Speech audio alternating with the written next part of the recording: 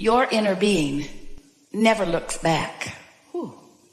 Your inner being never looks back, even if there are delightful things back there.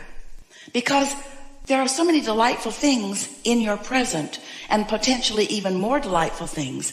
Your inner being is always and only, always and only, always and only, always and only looking forward. Your inner being, eyes, felt that?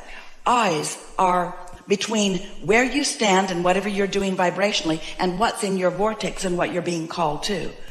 Always eyes there, never looking back.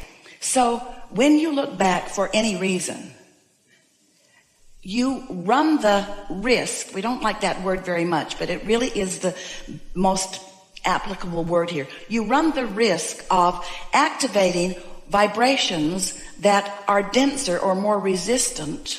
That's why we don't spend a lot of time. Now it's not so important, but you know how when you're with your children and they wanted to do something and you knew there wasn't time for it, you tried to distract them so that they didn't look there.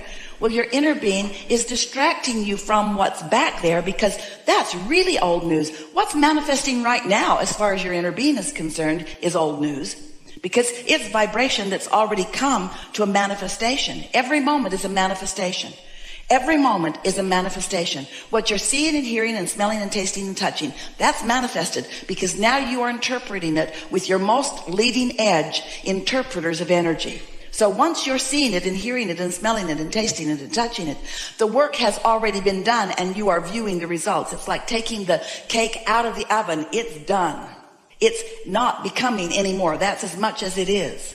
Here's why it happens. As you stand in your now, sometimes somewhat dissatisfied with the components of what is manifesting right now, there is a strong human tendency to explain this by explaining what came before.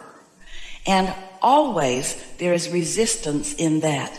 It's a justification, a sort of rationalization, trying to get awareness or agreement sometimes from other humans. But it really is not your best use of your time or your best use of your energy. And so the analogy that we've offered for years really applies to you here. When you're going 100 miles an hour and you look back, or you hit a tree because you've looked back, it's a bigger deal than if you're going 5 miles an hour when you have resistance. And so because your energy is moving so fast, and because there's so much in your vortex, and because you've touched so much of it and you know so much, we really want to encourage you to spend less time analyzing things and just more time romping and laughing with your friends, knowing that whatever's happening, whatever you need to know, is going to be stirred up. You don't have to go looking for the trouble. If there's something that you would benefit from stirring up, you'll find it, but don't go looking for it to try to weed it out. Does the density from before, like you're speaking about, if you turned and looked back, does that density get cleared by looking forward? Yes, because it gets cleared in the same way that when you tune your dial to the station you want, all other stations are cleared.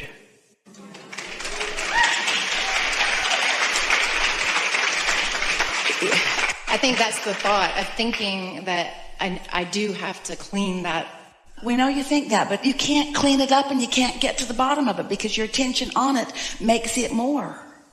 Haven't you noticed that? Have you ever had some issue that you needed to discuss with someone? So you sit down and you have a heart-to-heart. It's not a heart-to-heart, it's a brain-to-brain, and it never works. It's a competitive thing about who's right. And the conversation might come to an end because you're exhausted, but it never comes to a resolution. It's just, let's table this for later. After we've eaten, we have more energy to fight with each other. And so, really, the only battle that's going on is between you and you.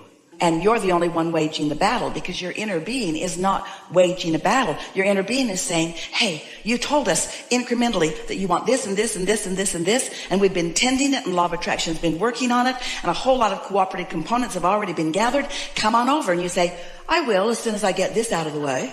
I will as soon as I resolve this issue. I'll be right there as soon as I defend myself. So your inner being doesn't work on helping you get to the bottom of things. If your inner being was helping you get to the bottom of things, it would be fun to do it, but it isn't fun ever.